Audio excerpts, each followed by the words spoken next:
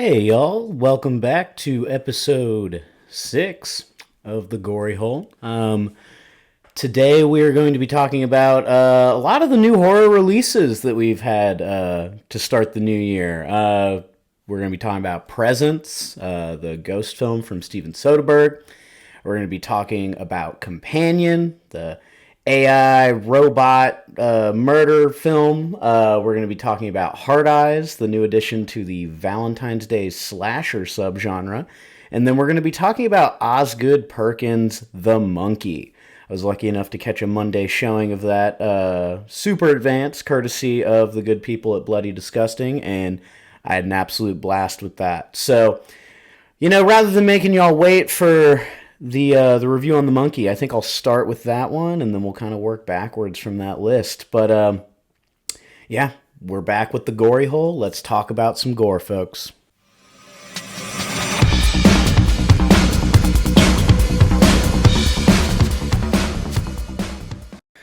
But yeah, let's get started with The Monkey. All right, new film from Osgood Perkins, who has been making great films with Gretel and Hansel, Blackcoat's Daughter, but has seen new heights to his fame and notoriety with Longlegs that came out last year.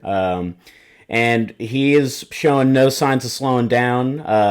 Longlegs is barely, not even a year old yet, and he's already hitting us with The Monkey, which is probably his most unhinged, just crazy feature to date. General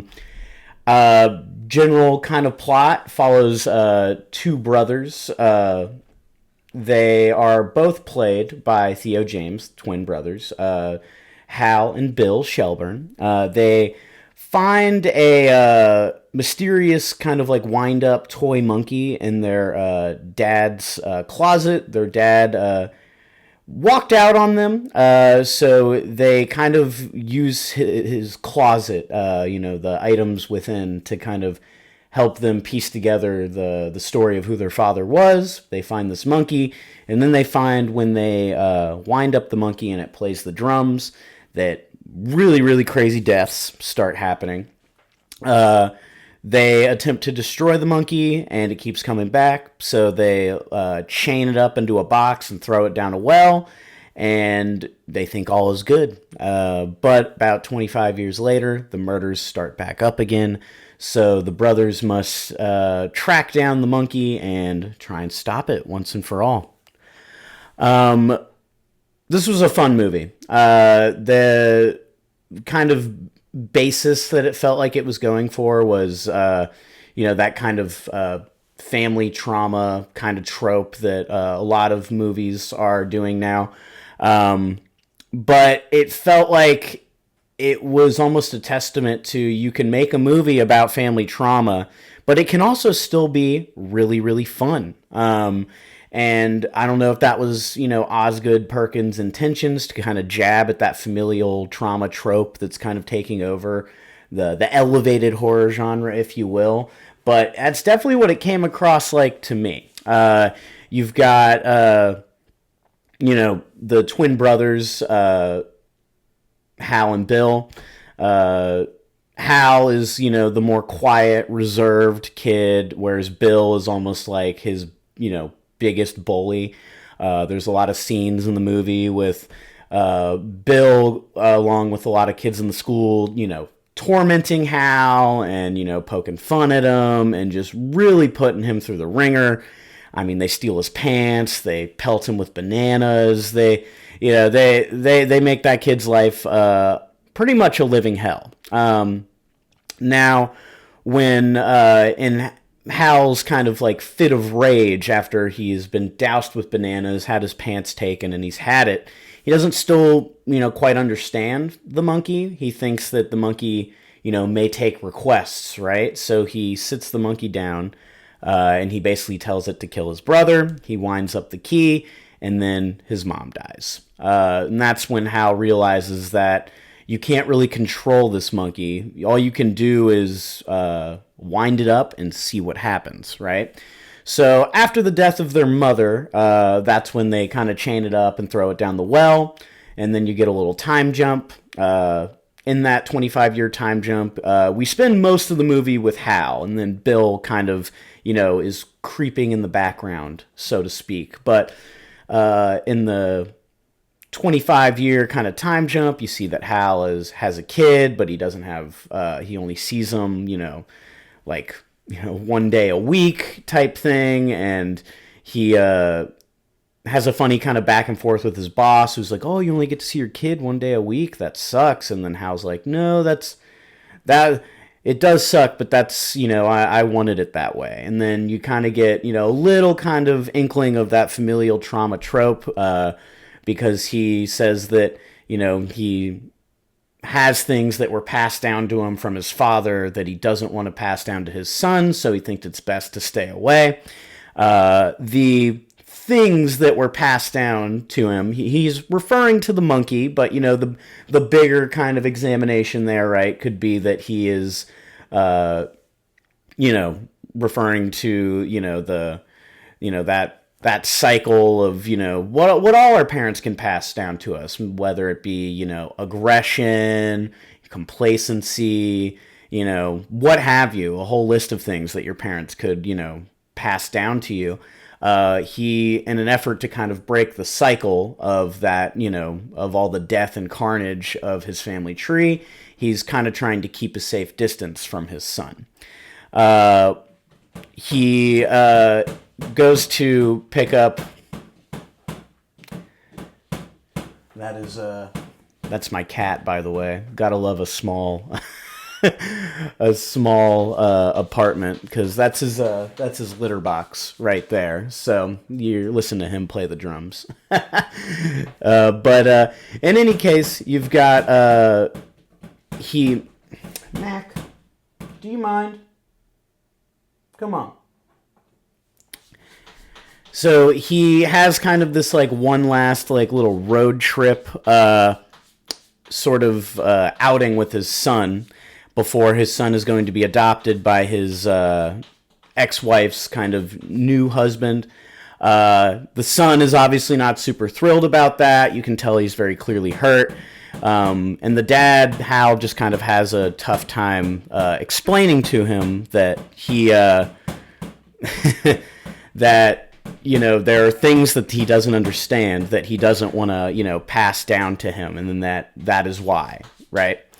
So you've got the road trip, and within the road trip, their outing is they're going to go to this horror haven where it's a lot of roller coasters and stuff like that. But before they can even make it there, they get a call from Bill letting them know that their aunt, who took them in after their parents had, their mom had passed, was died brutally in a freak accident, which is basically Bill's way of telling him the monkey is back, right? So a lot of the deaths in this movie, it really feels like it's almost like a spiritual successor to the Final Destination movies, which is funny because we are getting a new one. I think this movie came out at the perfect time, because if this movie, it's come out after, we haven't had a Final Destination, I think, since 2011. So it's kind of, out of our heads, so to speak, right, as terms of popular horror franchises go. If this movie's released, even a year or two after, a recent Final Destination, I feel like that would be something that is brought up a lot. How it, the monkey is really the only thing that kind of shakes it up from that formula. But, I love the Final Destination formula because the way those movies are set up, I feel like a lot of horror films, you don't always get into the good stuff right away. There's character and world building, slow burn, and then a lot of times that last 30 to 45 minutes is where shit starts to hit the fan. But with the Final Destination movies, by structure, they always start with a crazy, deadly set piece, and then they just carry that momentum throughout the whole movie. And the monkey is really no different, right? I mean, you get a pretty gruesome death right in the opening, and I feel like it almost feels you're getting a gruesome, bloody, just crazy deaths, like, one every 2 to 5 minutes, right? It's just very tightly paced. I also I mean, this is based on a short story from Stephen King. It's not very long at all. And I feel like, Osgood Perkins could have gone like the Hobbit route, right? Where they take a short story, they stretch it into 3 movies. Obviously he wouldn't have stretched it into multiple movies, but my point being is that he could have made it a lot longer and, added a whole lot of, stuff that wasn't needed, but it was based on a short story, and the movie is so tightly paced, and you can tell that, like, he wanted to kind of keep the spirit of the short story, keep it short and sweet, and keep it fucking violent, and he succeeds in that. I mean, you get death by harpoon gun, you get death by fish hooks coupled with fire and impalement, you get a shotgun blast that absolutely obliterates a woman. She just explodes, right? It's ridiculous. A woman dives into an electrified pool, and her organs and body parts just spray everywhere. I mean, the movie is absolutely insane. And I feel like it manages to be really funny, and it also manages to, I wouldn't say this movie's like super scary, but it's able to balance being like laugh out loud funny at times and also delivering on just carnage and mayhem, right? And back to the familial trauma trope, I like how, between the twin brothers of Hal and Bill, you kind of you're shown kind of the 2 common ways that people can deal with the family trauma that they're surrounded with when they grow up after they've grown up, right? You've got Hal, who is attempting to kind of like run from it. He tries to push everyone away. He doesn't want to let anyone in because he's so scared that he's going to hurt people just the same way his family hurt him. And then you've got Bill, who's almost like a polar opposite, right? He has leaned in to that cycle of violence and that cycle of aggression that was, instilled into him at a young age. And so while both brothers are doing polar opposite things, you've got one running from it and you've got one leaning into it. Neither of them are very successful in combating that family trauma. And I mean, Osgood Perkins could have kind of leaned into that and added more to that, but you can tell that he didn't want to be like every other, horror movie that's trying to be, elevated and highbrow. He wanted to have a good time, right? So he gives you these story arcs, but he doesn't really add a whole lot to that. And to be honest with you, I didn't really mind it, I feel like audiences came into The Monkey, especially with how it was marketed. They didn't want some highbrow family trauma storyline. They wanted blood, guts, death, destruction, doom, gloom, and all of that is delivered in full fucking force. I also am a big fan of, I feel like the marketing really lined up with the spirit of the movie. I loved Longlegs, but I felt like the marketing did that movie a really big disservice because it made it seem like it was going to be a movie that completely different than what it was. And I feel like that is why a good amount of people are saying they don't like it. I feel like as time goes on and we get a little bit further away from the marketing campaign behind that, Longlegs is going to eventually come around to being universally loved. That's just my prediction. Obviously, it's going to have its haters from till the end of time, but I feel like a lot of the hate that movie gets is from people's expectations not being met based on the marketing that was provided. Whereas The Monkey, you get exactly what you expect. But it's also still surprising in a funny way. Like, they show a lot of deaths in the trailer, and I know I've talked about this before. I fucking hate when movies show you too much in a trailer, but there's so much of like gory deaths packed into this movie that while there are a few deaths that were spoiled in the trailers, you still got plenty to be surprised by. So, yeah, I mean, on top of just the really creative deaths, I mean, there's death by hornets in this movie, and it is gruesome. I mean, I could tell they were just sitting around a table thinking of like creative ways to off people, and I love that. It really shows. There was a lot of effort put into, all the deaths and destruction.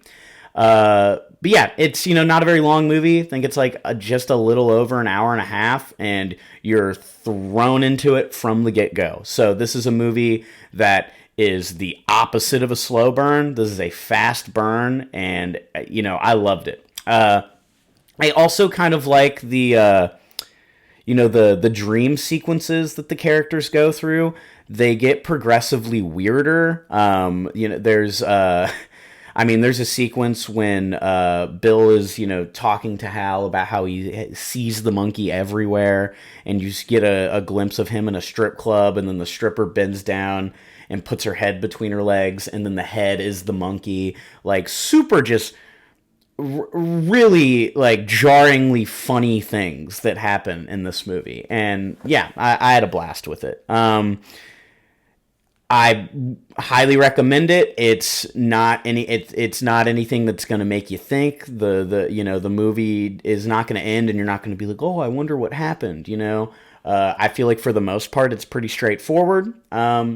And I respect it for that. It knew what it wanted to be, and it fucking went for it, and I think it succeeded. And while we wait for the new Final Destination Bloodlines, I think this is the perfect movie to scratch that, freak accident, death is all around us kind of, story, line that the Final Destination movies are so popular for. So, yeah, Osgood Perkins the Monkey, thoroughly enjoyed it. I will be going to see it again. While I got the advanced screening, I was not able to get the popcorn bucket because they didn't have them for sale yet. So I guess I just have to go back and see it again when it comes out so I can get that damn popcorn bucket. Because the popcorn bucket craze doesn't always get me, but the popcorn bucket for the monkey is actually really, really fucking cool. It's just like a replica of the actual monkey, and I need that. So definitely when Osgood Perkins, the monkey, hits theaters on the 21st, go see it, check it out. If you are trying to bring a significant other who does not do good with blood, I mean, I'd be lying to you if I said this wasn't a gruesome movie, but it's played in a comedic way. So I would say, there are some movies that are violent, but they feel really grounded, so the violence feels more real and raw. This movie feels more like Looney Tune violence. I mean that as a compliment, too.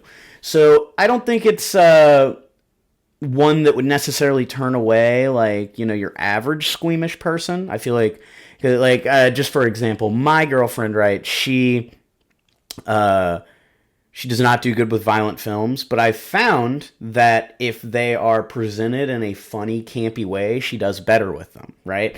So this is a movie I actually think she might do good with. She's not taking my word for that. She's refusing to see it, and that's fine. But yeah, guys, Osgood Perkins the Monkey, I loved it, and I think y'all will love it too, and I think it's going to be, one that I can't wait to rewatch over and over and over again. Next up, we are going to talk about Hard Eyes. All right, and yeah, next up, Hard Eyes. I was really excited when I first saw the trailer for this movie. I saw the shot of the Space Needle. I live in Seattle. I was like, oh my god, like, horror movie set in Seattle. Let's go. We get, that cloudy kind of, rainy, gloomy, atmosphere that birthed the grunge genre. I feel like is a perfect setting, for horror, right? So I thought that could have been a really good place to kind of set, a slasher. I looked it up. It's filmed in New Zealand. I obviously knew it wasn't filmed in Seattle because, I feel like I wouldn't have missed the production of that. But yeah, so I was excited to, go see a movie that was, took place in, where I'm living. It is essentially follows, there's the Hard Eyes Killer. The movie starts and he's already kind of prolific. So they could potentially, spin this off, do prequels to show the killing sprees that occurred before. They could also show, later killing sprees. Who knows? But it essentially follows the Hard Eyes Killer who travels from city to city on Valentine's Day, murdering couples. And, you know, movie opens with a guy proposing to his, soon to be fiance at a winery, and then Hard Eyes strikes. You get some really good deaths in that opening scene, a machete through the eyeball. You get some bow and arrow through the forehead. And then probably the best scene is when the girl tries to hide in the grape juicer and the killer turns it on and you just get to watch her get smushed. That was probably my favorite kill of the movie. I always talk about the trailer problem, and I feel like this movie unfortunately does suffer from the trailer problem, because a lot of like my favorite kills were shown in the trailer, which is unfortunate. I feel like that tire iron sequence closer to the end of the film that is shown in the trailer would have been much better being left for audiences. I feel like they could have shown, maybe another not so creative death in the trailer and then left the more creative ones like that, because that's arguably the best kill of the movie. But there's something about when I've already seen it in the trailer and I already know it's coming, it takes away a lot of the blow there. I'll be honest, this one didn't really do it for me, folks. I didn't hate it. I didn't love it. It's kind of meh, like down the middle, 5 out of 10. The general plot line for the main characters, you've got your main girl, Allie, and she works for this kind of like this jewelry kind of company, kind of like Every Kiss Begin with K's, Shane Company, that type thing. And she's doing like an ad campaign that she's kind of based around like doomed lovers, Bonnie and Clyde, what have you. But because the Hard Eyes Killer strikes right as their campaign goes live, a campaign on Valentine's Day that's kind of centered and built around death isn't a good look for her. Enter Mason Gooding's character, who you'll know from the last 2 Scream movies. He plays Jay, and he is in charge of working with Allie to kind of build a new campaign that'll kind of help save her career. And in the process, they fall in love, and then the Hard Eyes Killer begins chasing them, and they have to survive the night of Valentine's Day together, which ends up pushing them closer together. Aww. This movie just feels like a tonal kind of mismatch. I feel like they maybe wanted to spoof the rom-com genre, but it really just feels like they just repeated the tropes of rom-coms rather than, spoofing them. And then they kind of just shoehorn a slasher character into it. So the movie didn't really feel very cohesive. It feels like it's always bouncing back and forth. I mean, you've got the textbook scene of the girl going with her girlfriend to, dress up and, all the new outfits. And she's, walking out with the montage with all like the girly pop music, with all the new cool outfits and all that stuff. You've got the scene where she's like, got to race to the airport to profess her love, for the guy, all that stuff. But they don't really do anything to spoof those tropes, because those scenes just happen and then they end and then slasher things happen. So it's almost like ping-ponging back and forth between rom-com and slasher. I mean, I would give this movie the moniker of probably the goriest, bloodiest Hallmark movie I've ever seen, right? I also guessed the killer probably within 30 seconds of them being on screen. I was like, it's that person. And it was that person. And I watch a lot of movies, so I feel like if I guess the killer, it does deduct some points, but I don't always like deduct too many points for it because I've seen a lot of movies. You can only do so much, right? So I, kind of take it as it is in that certain instance. But if I do guess the killer, I think the thing that I look for beyond that, the thing that I start going through my checklists on is how good was the movie surrounding it? Did you do anything new or different that I enjoyed? And I'll be honest, I can't really say that this movie did. It's kind of just like it didn't really lean too hard in any either direction, so it's kind of down the middle between rom-com and slasher. And that might work for other people. It might play as a one-off date night movie. But I'll be honest, I don't think this is going to be like a yearly Valentine's Day rewatch for me. It felt like nothing, You got some good performances. I'm always happy to see Devon Sawa pop up. He plays a detective in this movie. So that was really cool. Love the work that he's getting. I'm glad that it seems like after the Chucky TV series that he's getting more work, which is cool. And then, Jordana Brewster is also in it. Love her. She's great in like Texas Chainsaw Massacre at the beginning and, plenty of other movies. Yeah, I mean, the performances they're fine. It really feels like this movie kind of fumbled the bag. I feel like it would have been a lot more darkly comedic and meshed well with the slasher genre if they had done things to kind of subvert the common tropes of rom-com films by utilizing the slasher genre.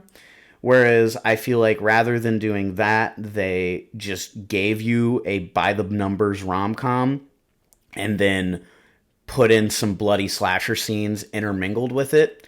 So yeah, I mean, definitely check it out. I always like to support horror at the box office. And this, this movie is not as bad as, Strangers Chapter 1. It doesn't feel like it's worthless. There are things of merit to be found in it. I think the mask for Hard Eyes is pretty good. I think when it's dark and then the heart eyes turn on, I thought that was very cool and effective. I wish they would have utilized that more.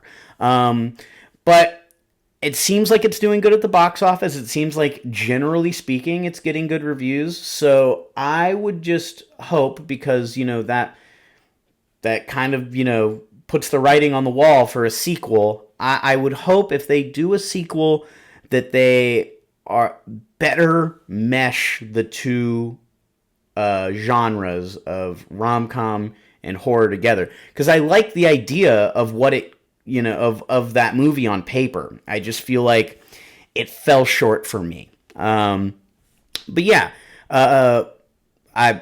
Hard Eyes will probably be in the theater for another month, and then it'll hit streaming. I love going to the movie theater. I feel like it's an unparalleled experience. Is this you have to see it in the theaters type movie? Not really, y'all. I'll be honest. It was a little disappointing for me. So you could probably wait till streaming for it. But yeah, I don't know. If you loved it and you think what I'm saying is heresy, let me know in the comments in the video on YouTube or on our Facebook page. And, maybe we can get to talking and you can help me see things that I potentially missed that will help me find a new appreciation for this movie. But as of right now, it just kind of feels like wasn't really for me. But yeah, I know that one was that one was kind of quick, but there's not really much to talk about.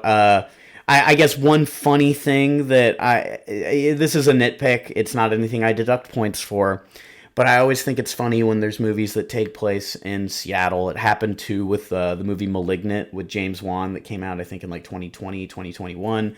Like, these movies always use B-roll of Seattle to kind of like show where the characters are.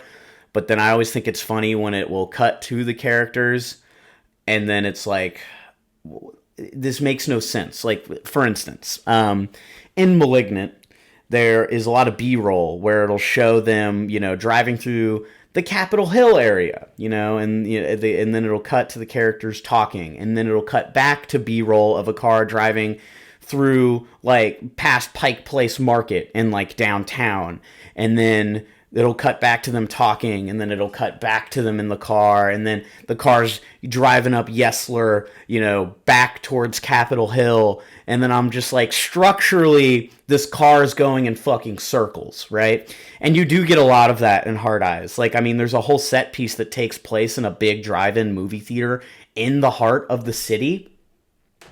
We don't have that.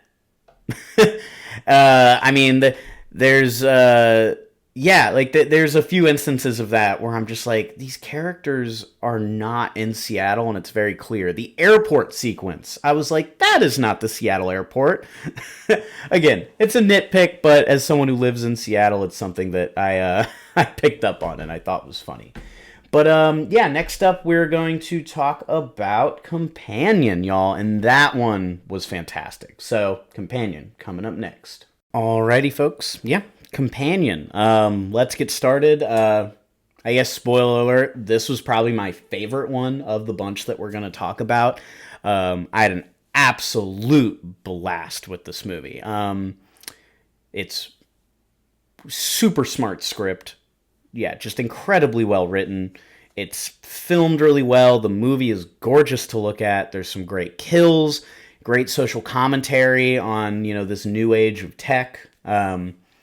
Also, shout out to the cameo. This is Mac. He's my boy. You probably heard him fucking around in the litter box earlier.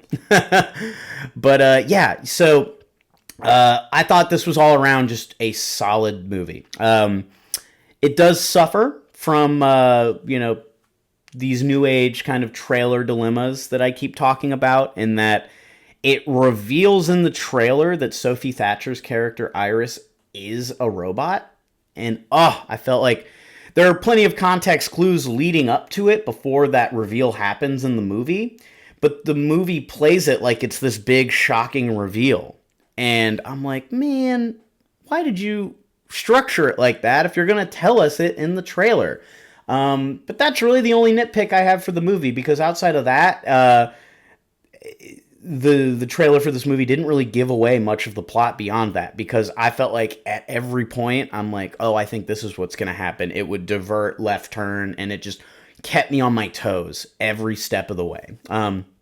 General plot line follows Jack Quaid and Sophie Thatcher. Jack Quaid plays the boyfriend to Sophia Thatcher's Iris, and he brings her to this kind of cabin in the woods with, I guess cabin in the woods is kind of not the way I should actually describe this place. It's a fucking huge mansion, and he, brings her there with all his friends, and the house is owned by this, like, this Russian guy with, like, this, kind of his workings are mysterious. Like, how does he get all this money? How is he able to afford this? And essentially, he's kind of like hosting all of these people. The kind of like catalyst that kicks off the events for the movie is when this Russian guy goes down to the beach. He finds Iris standing at the water, just kind of chilling. And he kind of tries to force himself on her. So in his attempt to sexually assault Iris, she kind of, has like a malfunction. She picks up a knife and stabs him in the neck. And then that is when she comes back to the house covered in blood and tells everyone that she killed the guy.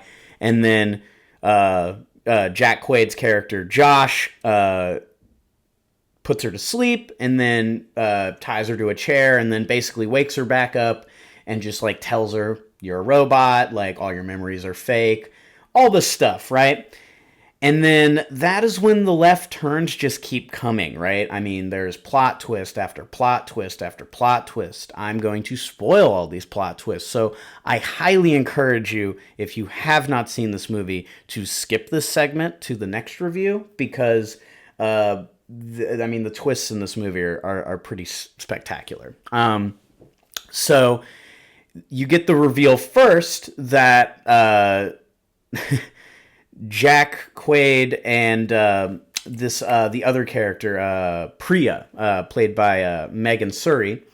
They kind of orchestrated this whole thing.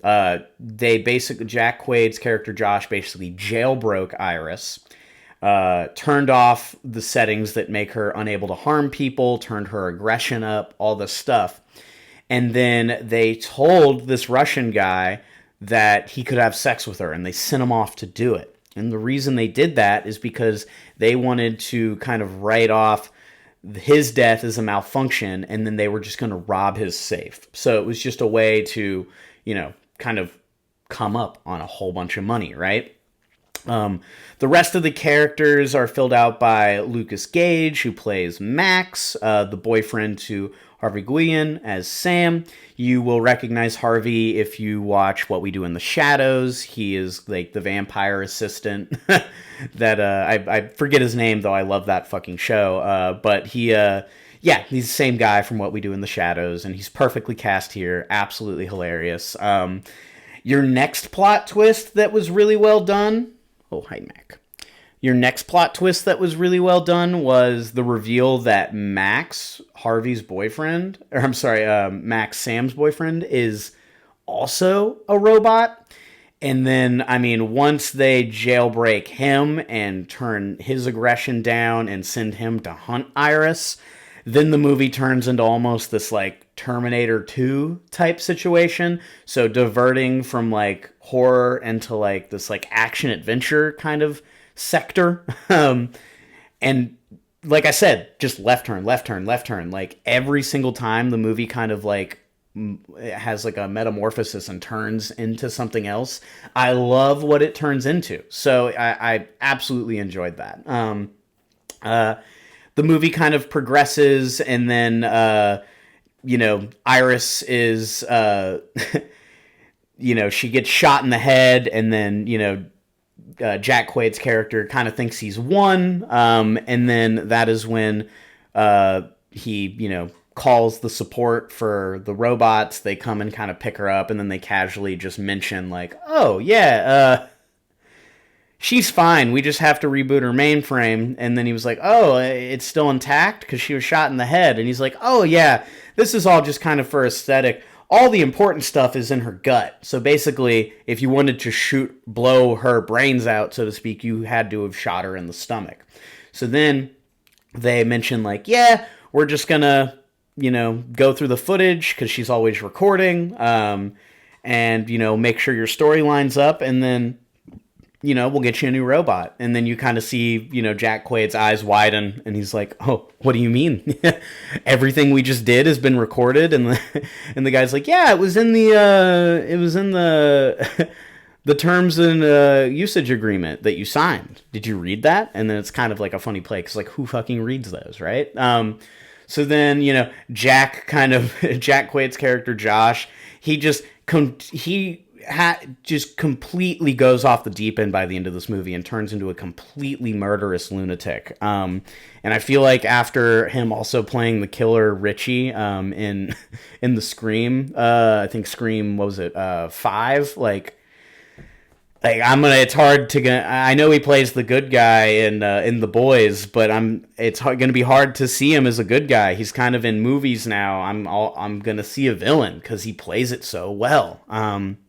So he kind of sicks Lucas Gage's character Max onto the the robot repo guys, who then he brutally murders one of them, and then Sophie Thatcher's character is able to kind of subdue him and kind of keep him from going off the rails. And then that's when she has the one remaining kind of, robot repossession guy kind of completely jailbreak her, give her complete access to all her intelligence, all this stuff. And then that is when her and Josh have, like, their final showdown. I'm all for a great one-liner to kind of finish the movie. And I loved what they did with this, because throughout the movie, when Iris is, becoming too annoying for Josh, or, becoming too aggressive, what have you, he'll be like, Iris, go to sleep. And she just passes out, right? So you think Josh has her, He's got her on the back. He's about to, give the kill blow to the gut that's going to, like, take her out. And then you see her reaching, and she grabs hold of this, like, electric wine bottle cork remover. And she goes, Josh? And he's like, yeah. And she's like, go to sleep. And she just jams it into his temple, hits the button, and then he stands up, and you just see the corkscrew kind of, like, go through his head, and then blood starts pouring out of his eyes. Like, I mean, a really, really, really great kill. I love the subgenre of horror movies, the good for her subgenre, like Midsummer, Ready or Not. I guess Knives Out with Ana de Armas's character is also kind of in that kind of vein as well. This is definitely going to be an addition, and honestly, I gotta let it breathe a little bit and kind of like, put it into that group and kind of see where it ranks. But this very could be my new favorite good for her movie, because, I mean, you just watch her get put through the ringer for this movie, and I mean, to see her come out on top, and she's a completely jailbroken robot with, like, her whole life ahead of her. She's got complete freedom now, and she kind of just sets off to live her own life. So yeah, really great script. The story kept me guessing. Sophie Thatcher, I mean, she's in Yellow Jackets. She was in that Boogeyman movie.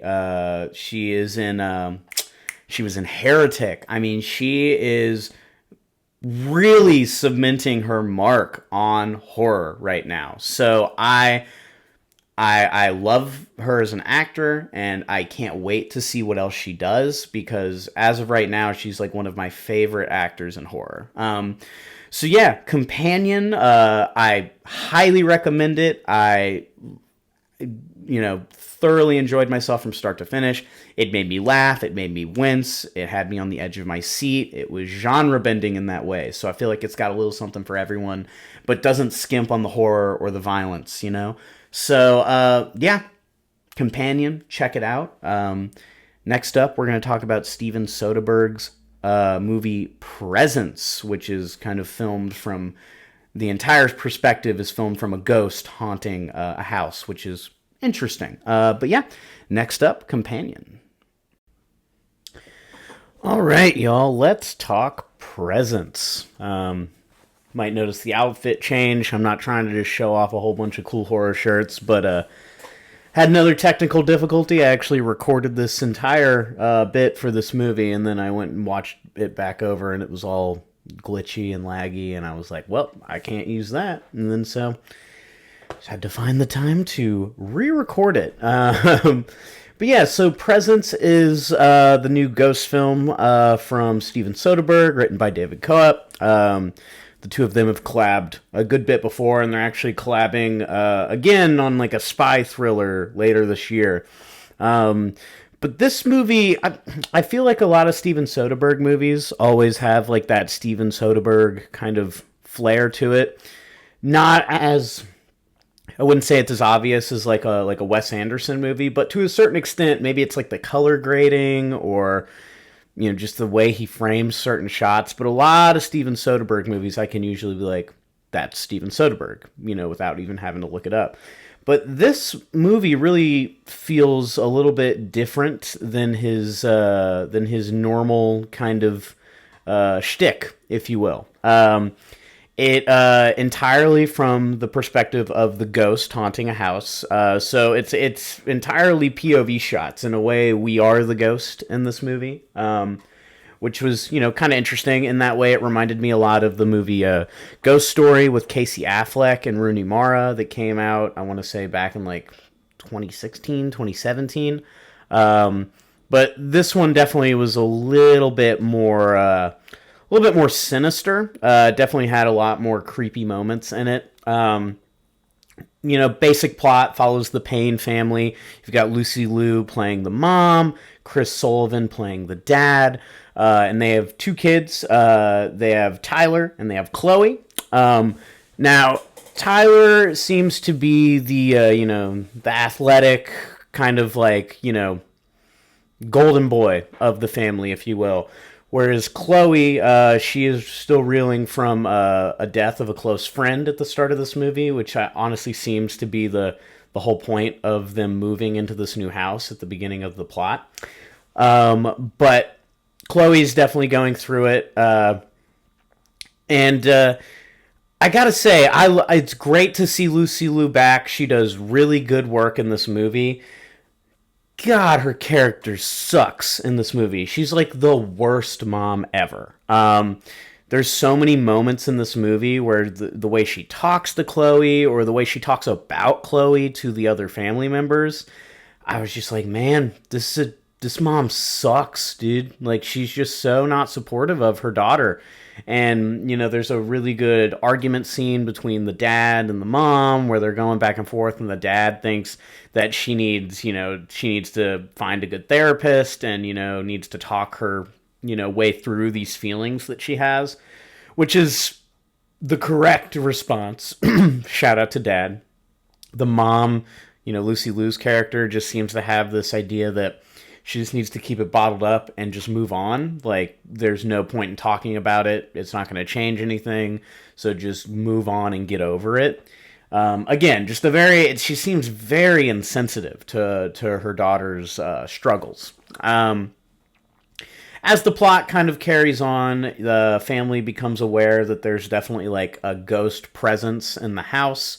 It seems to mainly be latched on to Chloe, though. So then it's kind of like a guessing game, or at least it was for me, to where I'm like, okay, like, is the ghost Chloe's dead friend? Like, why is it so obsessed with Chloe? So I definitely had like a lot of guessing going on, throughout the movie. As the movie goes on, and they get enrolled into a new school. Eddie starts bringing around a new friend. His name is Ryan, played by Wes Mulholland. And Ryan and Chloe begin to start like a little fling. They begin hooking up. And that's when the movie kind of takes like a pretty, it starts to get just like darker as they introduce this Ryan character. I mean, at this point, y'all should know I spoil movies, but I will say, spoilers if you haven't seen it. I'm about to just kind of go into the plot. Ryan and Chloe start hooking up, and then it seems almost as if the entity that's watching this happen is trying to keep it from happening. And you can't really discern why, because, I mean, Ryan gives off, like, like fuckboy energy, like, but he doesn't seem evil. Like, he doesn't seem like he is like a threat. So it just seems weird why the entity is so like trying to stop this from happening.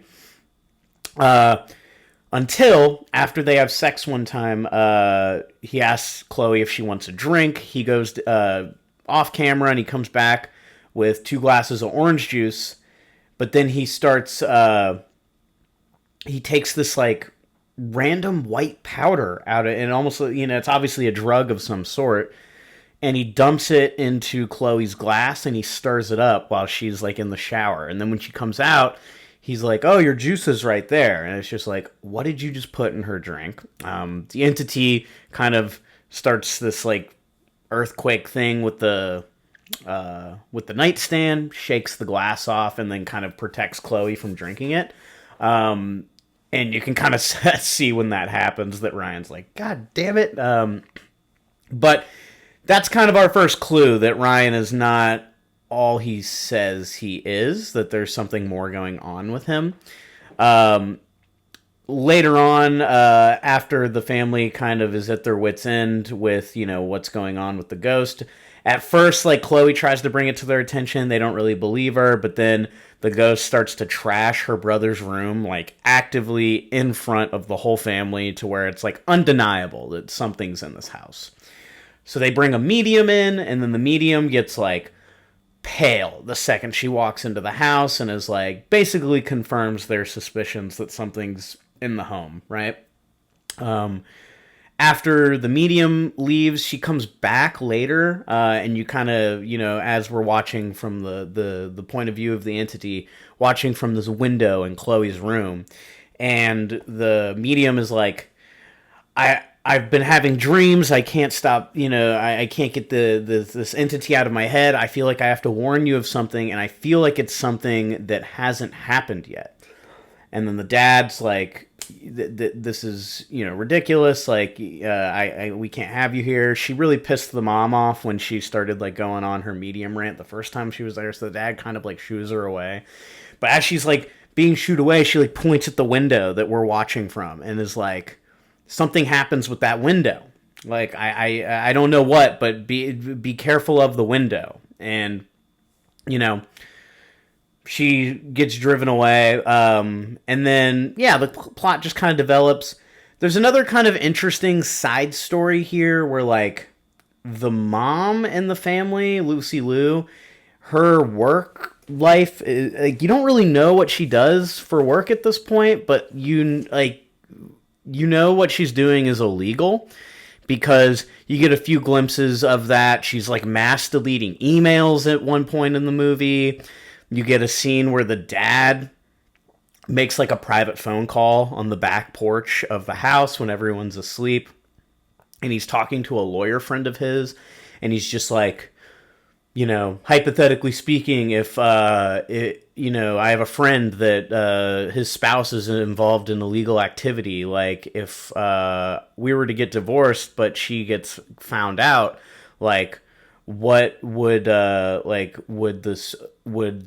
husband be liable? So he's basically fishing his lawyer friend to kind of see, if he is in any legal trouble himself, even though it's his wife who's doing it, right? And then, so that is also kind of hanging over the family and kind of like putting strain on the relationship with, with the husband and wife, and then kind of coupled with the problems they're having with Chloe. The whole family just seems to be hanging on by a thread, like as this movie, continues. The next kind of like big plot development is the dad and the mom, right? They go out of town, and then Tyler invites Ryan back over, and that's when Ryan drugs Tyler and then goes up to Chloe's room, right? So Tyler's kind of passed out on the couch, and then Chloe has no idea, and then her and Ryan start hooking up, and that's when, you see he mixes the same kind of powder in her beverage, and then this time the entity is not able to keep her from drinking it, and then so she starts to kind of like, get lightheaded, and then she passes out, and then that is when, probably the creepiest part of this movie. Like, the performance that Wes Mulholland gives in this movie, I mean, he's an awful, awful character, but he plays it so well. So, he then, as, Chloe's kind of like, passed out on the bed, but she's still, conscious, she just can barely move. That's when Ryan basically tells her, like, your friend didn't overdose on drugs. I drugged her, and I killed her, and I made it look like an overdose. And then he kind of like goes in, and you realize that we're basically looking at like a serial killer in the making. Like, this kid is like drugging people and making it look like accidents, but he's got this sinister streak about him. So he, as Chloe's like laying on the bed, you see like a tear kind of like coming out of her face, and then he pulls out this like saran wrap and he like starts draping her face with it, but then he like pulls it off, lets her breathe some more, and then puts it back on, and then pulls it off and puts it back on, like he's like toying with her, right? And then that's when the POV of the entity, we see, we leave the room, and it goes back down to Tyler, who's passed out on the couch, and it starts like throwing things and like pulsating in his ear and like doing all this shit that's like, hey, wake the fuck up, right? Tyler wakes up finally in a stupor, and this scene is played so well because they make him stay asleep just long enough to where you almost want to like scream at the screen. And I love when a movie can evoke those kinds of emotions from me and get me to actually like talk to the movie. And it was definitely like, I was gripping, I was like, wake the fuck up, Tyler. So He finally wakes up, and then it's almost as if he knows exactly where to go, as if the entity had been telling him and guiding him. He just starts booking it right up the stairs. He runs into Chloe's room, and that's where he sees what's happening, and he saves her by tackling Ryan off of Chloe. But in the process, he tackles him out the window, and unfortunately, Tyler, because he's so drugged up from whatever Ryan gave him, also falls out the window with him. So Ryan and Tyler are unfortunately dead. And that's when we realize that the entity that had been haunting the house the whole movie was Tyler. It was Chloe's brother. And after you get that revelation, it starts to make sense. There's a lot of scenes where the brother is bullying Chloe, and the entity almost gets like really upset and starts like, that's one of the catalysts for the entity trashing Tyler's room, like in front of him. But there's just a lot of moments like whenever Tyler is being like aggressively mean to Chloe, the entity just gets pissed. And then after you realize that it's him, it's almost like it's a version of Tyler that's looking back on how he was treating his sister, and he's almost sick with himself. You know, he's like, I can't believe I was doing that. And it's like letting out this kind of like rage streak. And then, there's a really good part of the movie because, up to this point, the entity has kind of been following Chloe because she's been the one like grieving the most the whole movie. But then there's a pretty solid sequence where the mom is, walking around the house. And then you see with the way the camera shifts, it's almost like the presence is shifted from Chloe and moves to the mom, which is really effective. Kind of saying that the grief is kind of passed on to the mom. So the movie works as like a metaphor for grief and like what loss can do to a family and like how it upsets that dynamic. I will say, we were talking about earlier, the mom, we know she was doing some sort of illegal work. And the movie spends enough time on it to where you think that it's going to come back into the movie and it's going to have some sort of, like it's going to, send the plot in a direction or something. It's going to, affect the plot in any way. And it just doesn't. And I'll be honest, that kind of pissed me off. I don't, I love movies where the end kind of leaves things ambiguous and unexplained to a certain extent. But the way that movie is structured, I feel like the mom's illegal doings at work have no relationship whatsoever to what is happening in the movie.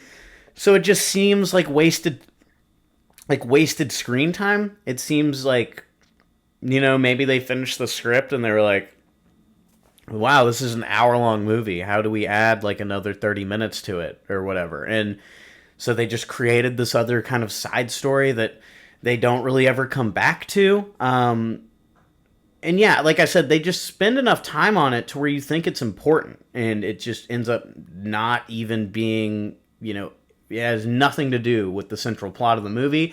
And the movie just ends. And you're like, is the mom still doing that illegal work? What's happening? Like, the dad was clearly getting ready to leave the mom because of it. There's just a lot that they kind of leave up in the air.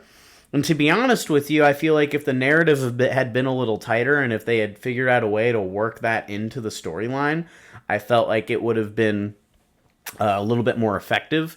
And I probably would have given the movie a higher score. But it just seemed like weak storytelling to me in that aspect. I can't remember what news outlet it was, but Lucy Liu was giving an interview, and the interviewer straight up asked, he's like, so your character is doing like some, legally, questionable activities, but we never really get to figure out what that is. Like, do you have any idea what your character was doing? Is that anything that was written? Did it get cut? Like, the interviewer was definitely very curious. Like, why does this just sort of end? And then Lucy Liu's response is more so that it's not the important part of the movie, and that it's not really the focus part of the movie. So like that she has an idea or something that she made up on her own to kind of help her bring that character to life, but that the fact that you aren't told what she's doing isn't really important because that's not what the movie's about. And I don't know, that just feels kind of cheap to me. Like I said, like it just didn't work for me. I mean, there's a lot of points in that movie where, like, they're throwing the fact that the mom is doing illegal things into the picture, and then there's a sequence where, like, she's really drunk talking with the son, and she's like, I hope you know everything I do is for you, and, like, all this stuff, and I'm like, it had me thinking, like, someone who watches a lot of movies, I'm like, maybe the mom is responsible for the friend's death, and, maybe the friend found out what the mom was doing, and then the mom had the friend killed, so she wouldn't tell. Like, I was expecting some big twist to where it was going to connect with the illegal doings that the mom was doing and the dead friend from Chloe. They seem very far from each other, but the way the movie was building, it really felt like that's where it was going. To the point where when it ends up not being related to the movie at all, it seems like that's almost like the twist. Like, it's like, haha, you were so focused on this storyline, and it actually, surprise, means nothing. And it just feels like such a cheap red herring to me. Like, and very out of place in an otherwise fantastic film. It's not super gory, so with this being called the Gory Hole, I don't know if I would recommend this to people looking for just, like, straight up, like, raw violence and, like, really effective kills. This is definitely a more character-driven movie. I will say, I think that Chris Sullivan, who brings to life Chris Payne, the father, is one of the best on-screen fathers that I've seen in a movie in a very long time. To the point where, like, Lucy Liu is such a shitty mom. The dad is on the opposite end of the spectrum. He is standing up for Chloe the whole movie. When Tyler is being, like, really, really mean and nasty to her, he, like I said, sticks up for her. He, is very, very, stern with Tyler and is like, you shouldn't talk to your sister like that. I mean, there's a really good line that he has in the movie that kind of showcases how, like, good of a father I feel like he is when Chloe and Tyler kind of have a back and forth, and it gets pretty nasty to the point where Chloe ends up leaving the dinner table, and the whole family, dinner kind of ends because of this big argument, right? And then Tyler later is on the couch, and the dad is like, basically like, you need to go apologize to your sister. And I can't remember exactly what Tyler says back to the dad, but it's something to where it's just like, oh my god, this kid is such a douche. And the dad, rather than being nasty back to him, he says something along the lines of, Tyler, there's a really stand-up person inside you, a really good person, someone that, someone that's caring, someone that's loving, someone that's kind, and I can't wait to meet him one day. And like I said, like, he could have, matched Tyler's nastiness and been nasty right back at him, because Tyler was being so mean to the sister, and there was no need for it. But the dad just has this way to, even when he is, even when he's scolding the son, he still manages to approach it with this loving kind of, tender kind of care. He's just a great father. I feel like he's the father everyone wants, Chris Sullivan steals the show. I think he's the standout performance of this movie. As well as West Mulholland as the killer, Ryan. He was fucking fantastic. Very, very sinister. The scene where he is, about to kill Chloe. I mean, you're with him for a while as he's monologuing over Chloe's, like, lifeless body. And I gotta tell you, I was so uncomfortable during that scene, which was the design of the scene. It's very, very effective. But yeah, that's kind of the basis of Presence. Like I said, this one's not for everyone. I feel like a review that I've seen is that you feel like people, like, nothing happens. You're kind of just following this ghost the whole time, which I could see that review. Personally, I feel like the movie is rather eventful. It's just very character driven, so you have to be someone who is okay with like digesting a lot of dialogue, because that's how the plot is, for the most part, that's how the plot is driven forward. It's through dialogue and through the character dynamics between the different characters. It's not driven forward by action or, anything super, eventful, right? But I will say the performances are so strong that this really does feel like a real fractured family. So in that respect, I think it was very good. I'd probably give this like a 6.5 out of 10. Like I said, I think if the narrative surrounding Lucy Liu's character had been a little bit better written, I feel like it could have gone a little bit up. But the movie ends and I really enjoyed it, but it also just felt like it was missing something, So definitely give it a shot if you're in the need for a nice little spooky ghost movie. I thought it was really good. That's gonna do it for this episode of the Gory Hole. I'm trying to think. There's not really a whole lot of new horror movies coming out anytime soon. So I think I'm just gonna have to go through and find some older ones. I wrote a paper in college about George Romero and his, Night of the Living Dead, Dawn of the Dead, Day of the Dead, and kind of like their, the meanings behind the scripts and like their social commentary and whatever. But I've never seen Land of the Dead, and I've heard from a few people recently that it's actually a very solid movie. I don't know, I felt like I'd heard bad things growing up, so I'd never actually given it the time of day. But it is, I think there's Land of the Dead and then Diary of the Dead are the other two entries that I've never seen in his Dead series. And I love George Romero. So I think I'm finally going to give Land of the Dead its due attention. And so I'll probably talk about that next on the pod. I know a while ago I said I was going to review the movie Mads that released on Shudder, and I just had not had a chance to watch it. So finally, I have nothing left else on the docket, so I'm going to watch that. And I had not had a chance to see the film Final Girls that came out, and I want to say 2016.